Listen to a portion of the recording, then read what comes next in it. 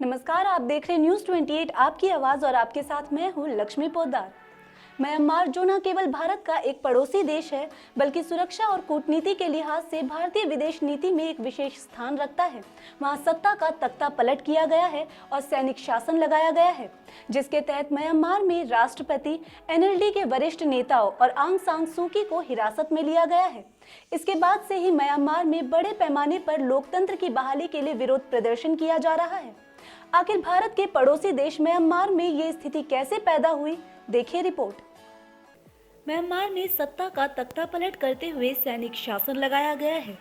इसके तहत देश के संविधान को रद्द किया गया और सेना ने सत्ता अपने हाथों में लिया। लोग सैनिक शासन का जमकर विरोध कर रहे हैं। वे म्यांमार में लोकतंत्र की बहाली चाहते हैं। राजधानी नेपिडाओ में सेना के लगाए प्रतिबंध के बावजूद लोग प्रदर्शन कर रहे हैं। पुलिस ने लोगों को तीतर बीतर करने के लिए उन पर पानी की बौछारें और आंसू गैस छोड़े। इसके साथ ही लोगों पर रबड़ की गोलियां भी चलाई गई है। दरअसल भारत के पड़ोसी देश म्यांमार में पिछले दशक तक सैनिक शासन था और ये सैनिक शासन लगभग 50 सालों तक चला।